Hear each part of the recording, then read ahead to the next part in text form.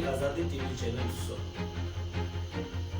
साथियों, आज बताएंगे आपको आरक्षण का सच, और यह भी कहूंगा कि आरक्षण की वजह से ही देश हुआ है बर्बाद।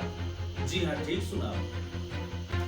यदि आप मानते हो कि आरक्षण की वजह से ही देश बर्बाद हुआ है, तो फिर यह पोस्ट आपके लिए भी और इसे जरूर दें।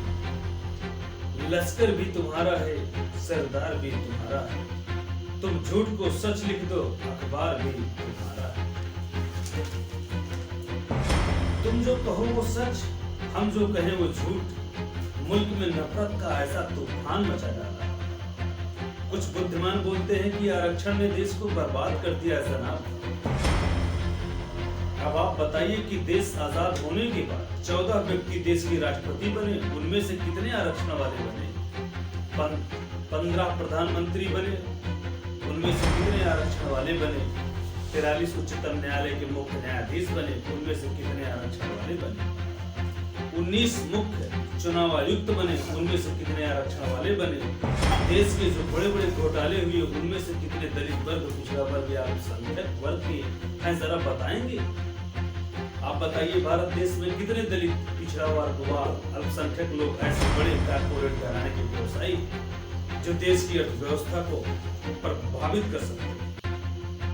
अब आप बताएंगे कि देश को बर्बाद कौन कर रहा है? और अगर संभावित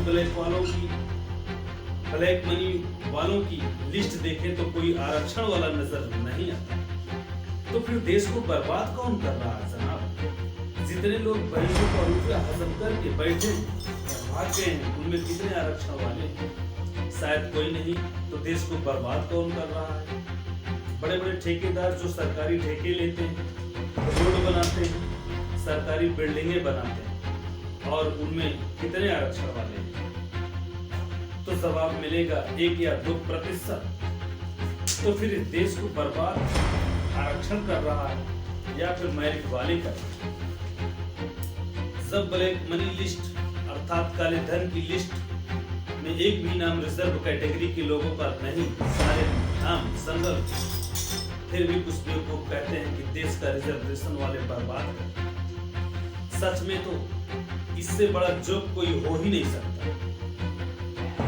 वो कोर्स तोप घोटाला, कॉमनवेल्थ घोटाला, आदर्श घोटाला, सत्यम घोटाला, काला धन घोटाला, स्टाम्प घोटाला, यूरिया घोटाला, चारा घोटाला, सुखराम घोटाला, टेलीकॉम घोटाला, शेयर घोटाला, चीनी घोटाला, जनाब बहुत लंबी सूची। इन घोटालों की, ये सभी घोटाले क्या आरक्षण प्राप्त लोगों ने किए?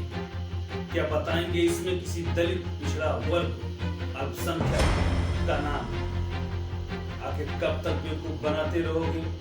और हाँ, फिर भी वो लोग अपने हुनर और काबिलियत से थोड़ा सा आरक्षण का सहारा पाकर क्या कामयाब होने लगे? आपके पेट में मरोड़े उठने लगे?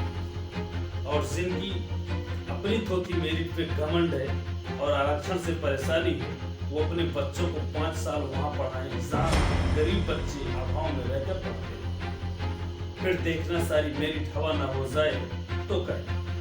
और यदि तथाकथित उच्च वर्ग के लोग ये कहते हैं कि किसी से भेदभाव नहीं करते, तो उनसे एक ही सवाल, क्या वो दलित, पिछड़ा, अल्पसंख्यक परिवार से रोटी बेटी का रिश्ता करने को तैयार, जातियां खत्म करने को तैयार? अगर नहीं तो फिर मान लीजिए कि अभी आरक्षण खत्म नहीं होना चाहिए।